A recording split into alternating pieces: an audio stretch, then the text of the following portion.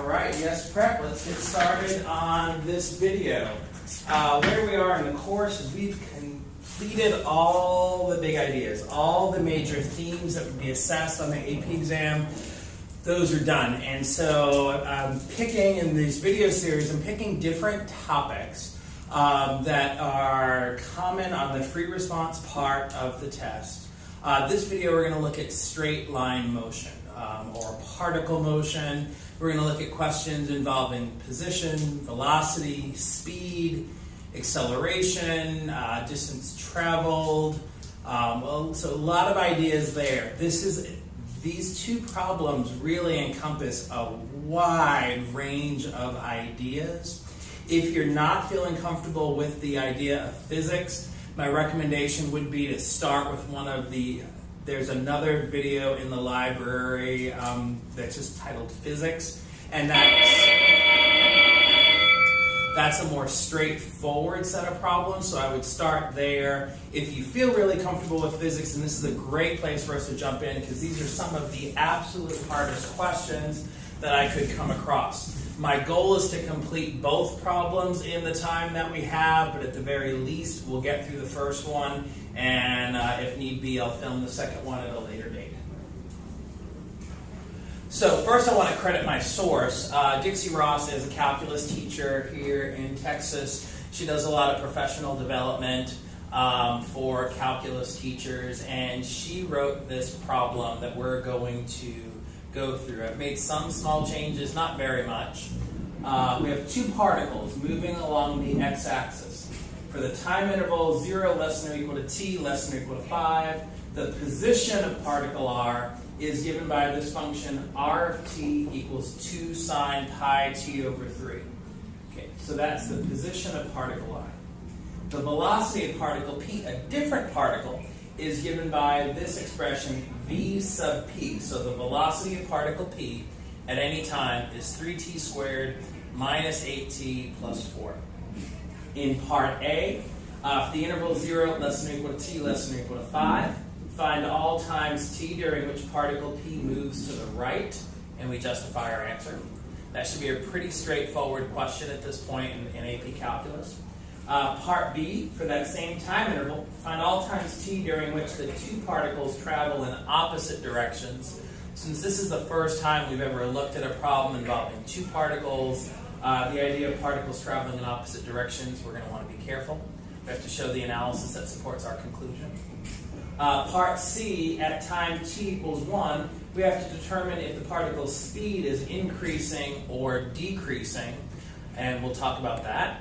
Let's see, the next one, there should be a D in front there. If the distance between the particles is 0 at time t equals 3, determine an expression for the position of particle p at time t. And then what should be part E, we're going to write but not evaluate an expression for the average distance between the particles on the interval 1 to 4. So let's get going. Part A, for that time interval, find all times t during which particle p is moving to the right. Well, here's what I know. If the particle is moving to the right, I'm moving to the right, that means that v sub p has to be greater than 0, right? So let's see, they gave us an expression. They said v sub p of t is 3t squared minus 8t plus 4. I want to make sure I copied that down, right? If I want to figure out where that velocity is greater than 0, I have a quadratic. What I can do is I can find the roots of this guy over here and then generate my number line test. Depending on your comfort level with factoring, this is where you make the mama diamond and then you build the box, or you do your trial and error method. Let's see, 3t squared is 3t and t. To get positive 4, I'm going to put a negative 2 here and a negative 2 here. If I multiply that out and check, I do get 3t squared minus 8t plus 4. I want to know where that expression is greater than 0. Well, I know that if t is equal to 2/3, this first factor will be equal to 0. If t is equal to 2, the second factor will be equal to 0. And so I'm going to place both of those on a number line. Here's 2/3. Here's 2. This is a number line for the velocity of particle p at time t. At t equals 2/3, the velocity is 0. At t equals 2, the velocity is 0. Because I'm only looking on the time interval from 0 to 5, I don't want to look at anything before 0 or anything after 5. Since the original question was, when will the velocity be greater than 0, I need to figure out what's the sign of the function between 0 and 2/3. What about between 2/3 and 2? And what about between 2 and 5? So you pick a number. You pick a test value. Let's say between 0 and 2/3, I'm going to pick 1/3. We go back to the factored form. Evaluate the factored form at t equals 1/3. 3 times 1/3 is 1 minus 2, I get a negative number. 1/3 minus 2, I get another negative number. Negative times negative is positive. So the velocity will be positive on the interval 0 to 2/3. On the interval 2/3 to 2, my test value could be t equals 1. Plug that in, I get a positive expression over here, negative expression over here. So my velocity will be negative on that interval. Between 2 and 5, maybe I pick t equals 3 as my test value. Plug that in, this expression is positive, that's positive, the whole thing's positive. Before we go on, let's make sure we answered their question. For that time interval, find all times t during which the particle p is moving to the right. My answer should be particle p is moving to the right,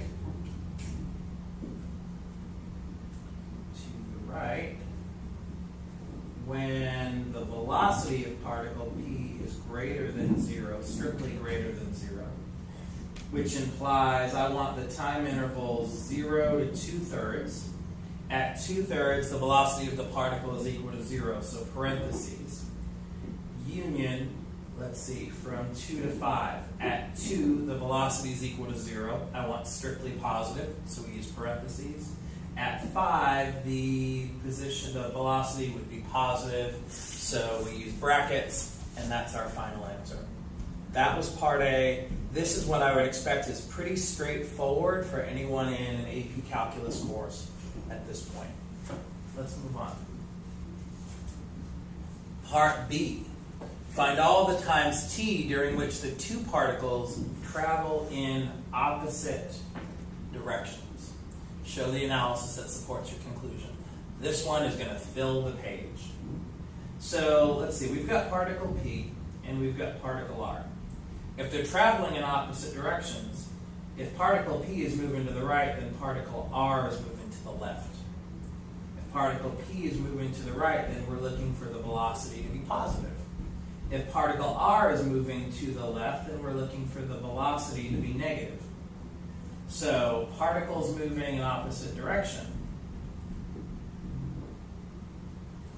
Particles moving in the opposite direction would imply to me that I'm looking for V sub P of t, and we'll call V sub R of t to have different signs. Now, let's see.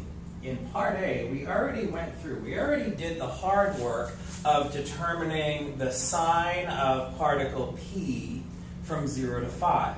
But now we need to look at the sign of the velocity of particle R. Well, let's see. They told me that for particle R, the position is given by R of t is equal to 2 sine pi t over 3. What I need to be looking at is the velocity of particle R. Well, if this represents position, the way I'm going to get to velocity is I need to take the derivative. So let's take the derivative. The derivative of 2 times the sine of an angle is 2 times the cosine of the same angle. We apply our chain rule. I need to take the derivative of pi t over 3. That derivative is just pi over 3. This expression, 2 times cosine of pi t over 3 times pi over 3, represents the velocity. in order for me to figure out the sign of the velocity, which will in turn tell me the direction, what we're going to need to do is create a number line test. So we set this expression equal to 0. 2 times cosine of pi t over 3 times pi over 3 is equal to 0. Well, if I divide both sides by 2, that'll cancel out and I still have 0. I could divide both sides by pi over 3, that'll cancel out, and I'm still equal to 0. And now I have cosine of pi t over 3 is equal to 0. And I know for most of my calculus students, as hardworking as they are, solving trig equations is not necessarily something that they love doing. Well, let's see. What do we know about the cosine function? I know the cosine function starts at the point 0, 1, and then it drops down, and we hit a root at pi over 2 comma 0. It decreases until we hit pi negative 1, and then we increase, and we get a root again at 3 pi over 2 comma 0. Because the cosine function is periodic, it continues to the right, continues to the left. So where will cosine be equal to 0? I know that the cosine is equal to 0 if the angle is pi over 2. I know the cosine is equal to 0 when the angle is 3 pi over 2. And because of periodicity, it's going to continue happening, moving to the right and to the left. So the angle, the pi t over 3, must be equal to pi over 2. Or it could be equal to 3 pi over 2. Or it could be equal to 5 pi over 2, or a whole lot of other positive values. Or it could be negative pi over 2, or it could be negative 3 pi over 2, or a whole bunch of other negative values. So pi times t divided by 3 could be any of these values over here. We're going to solve it for t. How do we solve it for t? Multiply everything by 3, and then divide by pi. So if I get that t is equal to 3 times pi over 2, and then divide by pi, I get 3 halves. Or, next one, multiply by 3, divide by pi, 9 halves. Or, multiply by 3, divide by pi, 15 halves. Let's look at some of those negatives. Or negative 3 halves. Or negative 9 halves. And so on and so on and so on. How many times how many values of t would make this equation equal to 0? Well, infinitely many values of t. Fortunately, I don't need to focus on infinitely many values of t. I just need values between, look at the interval they gave me, between 0 and 5. So I only select values of t that are less than or equal to 5, greater than or equal to 0. So here's one. 9 over 2 is 4.5. That works. 15 over 2 is 7.5. Too big. Negative 3 halves, not in the interval. Negative 9 over 2, not in the interval. There's only 2 values I need to consider, and that's going to be t equals 3 halves and t equals 9 halves. So from there, I'm going to use that to create my number line. Looking at the velocity of particle r. Here's t equals 3 halves. Here's t equals 9 halves. Again, I don't want any values before 0. I don't want any values after 5. And I'm going to do test values. So we select a value of t between 0 and 3 halves. Say, for example, t equals 1. Go back and evaluate your velocity expression at t equals 1. You'll have 2 times cosine of pi over 3. Cosine of pi over 3 is a positive number. Pi over 3 is positive. 2 times positive is positive. Select a test value between 3 halves and 9 halves. Maybe t equals 3. Evaluate your velocity at 3. 2 times cosine of, this will be pi. Cosine of pi is equal to negative 1. So 2 times negative 1 times pi over 3 is negative. Select a test value between 9/2 and 5. Yeesh. A little bit harder. Maybe you want to pick, I don't know, what would be a good test value there? I can't think of a good one right now. Maybe you want to pick, let's see. I don't know what number would be a good one to pick. So let's just do this. Pick a value of t bigger than 4.5. That's not quite 5. If I plug that in over here, pi times that number divided by 3. What do I know? Let's see. I would know for sure that I'm going to be in the 4th quadrant. Yes, that's what I know for sure. I'll be somewhere in the 4th quadrant. Cosine is positive in the 4th quadrant. 2 times positive times pi over 3 is positive. Wow, we've just done a whole lot of work to construct our number line test for the velocity of particle r. Really, that's some pretty impressive work that just happened, but it doesn't answer the question. The question has to do with when do the particles travel in opposite directions. In order to figure that out, you're going to have to compare your number line test for particle p and your number line test for particle r. So to do that, I might get a separate piece of paper. Now let's put these two number line tests together. For particle p, the velocity, that pen's dead. The sign chart for velocity of particle p looked like this. We've got 0 over here, 5 over here. We don't select any values less than 0. We don't look at any values larger than 5.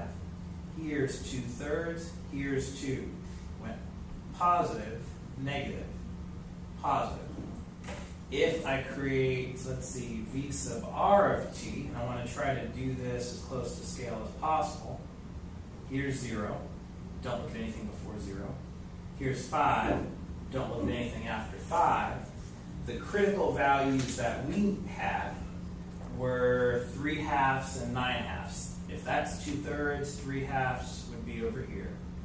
If that's 2 and that's 5, well, I did that kind of poorly. 9/2 would be somewhere over there. Positive, negative, positive. We're looking for v sub p of t and v sub r of t to have negative, to have different signs. Well, let's see, from 0 to 2/3. If I just look on that interval, they're both positive. But how about from 2/3 to 3/2? That would be the next interval. From 2/3 to 3/2, the bottom one is positive, but the top is going to be negative. So I can say v sub p of t and v sub r of t have different signs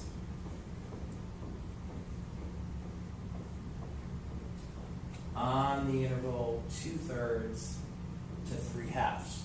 And maybe that's it. Let's see. The next interval to consider, from 3/2 to 2. They're both negative. They're both moving left. Okay? Next interval consider, from 2 to 9/2. From 2 to 9/2, the top particle, particle p, is positive velocity. Particle r has negative velocity. That's great. So we could say union 2 to 9/2. The last interval to consider is from 9/2 to 5. Both of them have positive velocity. They're moving in the same direction. So, since v of p of t and v sub r of t have different signs on those intervals, therefore, particles p and r are moving in different directions.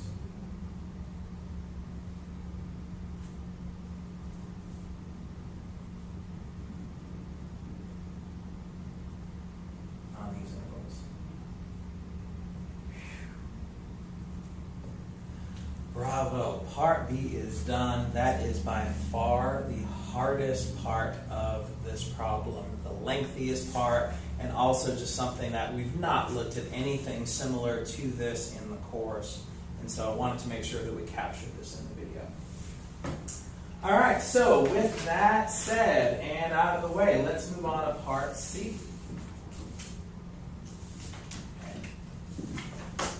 Part C. At time t equals 1, determine if each particle's speed is increasing or decreasing. And then explain your reasoning. And then really this part over here begins part D, and so we'll just get a little creative with the paper. So a fact that you need to be aware of, it shows up in your calculus survival guide, is this. Speed is increasing when your velocity and your acceleration have the same sign.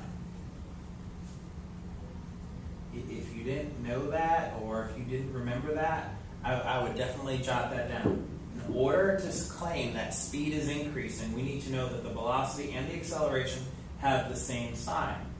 Therefore, speed is decreasing when v of t and a of t have different signs.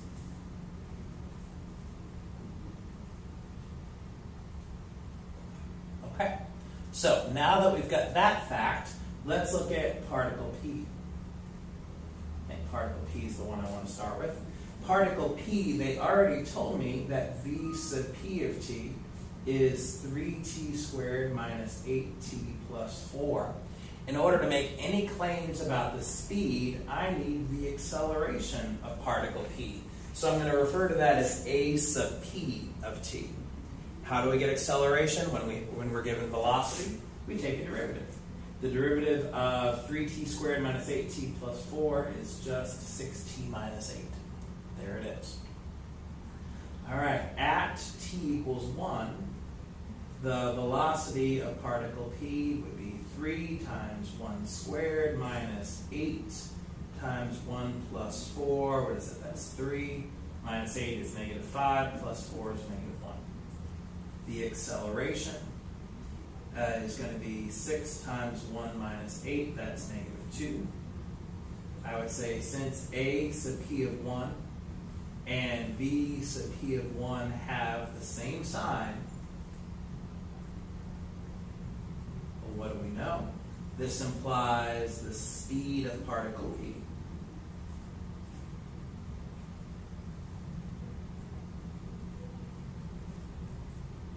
is increasing.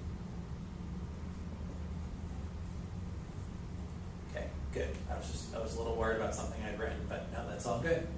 So we're going to go through that same analysis for particle r. What's going to make it a little trickier for particle r is we actually don't know the velocity of particle r, nor do we know the acceleration. So we're going to have to dig deep here. Well, what do we know about particle r? Particle r has a position of r of t equals 2 sine pi t over 3. We also know v sub r of t, we calculated that earlier, to be the derivative 2 cosine pi t over 3 times pi over 3. Or I can write that as 2 times pi over 3 cosine pi t over 3. I need to also now look at the acceleration. So we're going to take a derivative over here. Since the 2 and the pi over 3 are constants, don't have to do anything with that. Just leave the 2 and the pi over 3. The derivative of cosine is negative sine pi t over 3. Chain rule, take the derivative of pi t over 3. That's going to be pi over 3. Simplify it if you want to. You don't have to. All we care about is what's happening at t equals 1. At t equals 1, the velocity of particle r will be 2 times pi over 3 times cosine of pi over 3. 2 is a positive number. Pi over 3 is a positive number. Cosine of pi over 3 is a positive number, so that expression is all positive. The acceleration of particle r would be 2 times pi over 3 times negative sine pi over 3 times pi over 3. 2 is positive. Pi over 3 is positive. Sine of pi over 3 is positive, but I need negative sine over 3. So this is negative. times positive, that's all less than 0.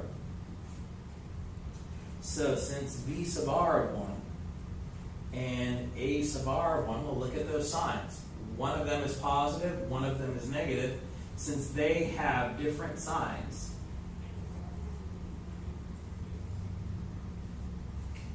this tells me that the speed is decreasing. And now we're done with part C. All right. Well, let's look at part D. And again, unfortunately I did not proof my slides carefully enough. So let's get creative with how I'm going to lay out the paper here. Part D. Part D. If the distance between the particles is 0 at time t equals 3, determine an expression for p of t, which represents the position of particle p at time t. All right, well, what do I know? I know that if I want position, I need to start with velocity. So the position is going to have something to do with finding the integral of the velocity, but the integral of velocity is displacement. And I integrate with respect to t. And let's see, if I want to find the position at time t, my upper limit would be t. I need a lower limit. The lower limit is going to have to come from, right now I'm just going to call it a. We're going to select the value of a based on, do we know the position of the particle at any other time? And that's where we're going to have to do some work. Once we can figure that out, the position of the particle at time a plus, this represents the displacement, plus the displacement from time a to t, that would give us a general expression for the position of the particle at time t. All right, so what do we know? We know that the distance between particles p and r is 0 at t equals 3. Now, what does that mean?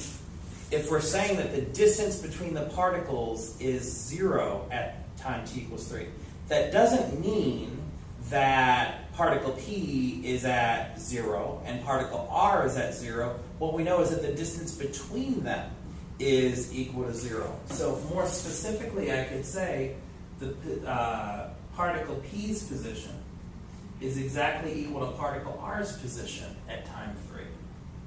Well, how's that helpful? We actually have a function. We know that r of t is equal to 2 sine pi t over 3. So the position of particle r at 3 is going to be 2 sine pi times 3 over 3. Those cancel. The sine of pi is 0. 2 times 0 is 0. So excellent. The position of particle r at time 3 is 0. Since particles p and r are at the same place, that means p of 3 is equal to 0. And that gives us a starting point. That gives us information about the location of particle p. So in order to come up with an expression for the position of particle p, we're going to start with the position of the particle at 3 seconds, or 3, whatever the units are. We're going to add on to that the integral from 3 to t, and I'm going to write v of t dt, and this is actually, it's considered bad notation to have t in your integrand and t is a limit of integration. Many calculus teachers would encourage you to actually write this as something p of t is equal to p of 3 plus the integral from 3 to t v sub x dx. Considering how hard this problem is, how involved it has been, I don't want to add anything else into the mix right now. So if you're still with me here, you're in a good place. Let's keep going. So the position of the particle, p of 3 is 0, plus now I need to integrate from 3 to t. What was our velocity expression? I believe it was 3t squared minus 8t plus 4. integrate that with respect to t. So let's see, that's a polynomial. I can integrate that. The integral of 3t squared is t cubed minus the integral of 8t is 4t squared plus 4t from 3 to t. Okay, I plug in t, I get t cubed minus 4t squared plus 4t minus, evaluate this at 3. 3 cubed minus 4 times 3 squared plus 4 times 3. That represents the position of my particle at time t. If you're tempted to simplify this, hey, that's fine, that's great. Don't make any mistakes because you can stop here. Your final answer would be t cubed minus 4t squared plus 4t minus, let's see, 3 cubed is 27. Minus 3 squared is 9 times 4, 36. Plus 4 times 3 is 12. 27 minus 36 is negative 9. Plus 12 would be 3. We'd get P of t is t cubed minus 4t squared plus 4t minus 3. That's it. That's our expression for the position of the particle at any time t. We're almost there. We're almost done. One last part to go. Okay, in part E, write, but do not evaluate an expression for the average distance between the two particles on the time interval 1, 4. I know the average value theorem says if I want to find the average of a function on a particular interval, it's going to be 1 over b minus a, 1 over 4 minus 1, integral from 1 to 4. Now I need to figure out what's the function. The function has to represent the distance between the two particles. How do I measure distance? I need the position of particle P. I need the position of particle R. We're almost there. We need to be careful. When we measure distance, distance is always a positive value. So in order to make sure that we get positive in this difference here, we're going to put absolute values around it. If you don't have absolute values, the answer would be wrong. So one more time, average means we're going to integrate the function over the interval we're interested in, and then we're going to divide it by the length of the interval. What's the function we're interested in? We want the distance between the two particles, so I need the position at time t of particle P, the position at time t of particle R, and we subtract those to find the distance between them. That's it. That was really part of it. Okay. So I apologize for the mistake in the slides. There is some urgency in getting this problem published this afternoon, so it's helpful for the problem set that's due tomorrow. Probably at some point in the future I'll clean this up. If I have time later this afternoon, I will record another journal entry that will help with a different problem, but this is the one I wanted to focus on right now. Best of luck. I hope you find this helpful.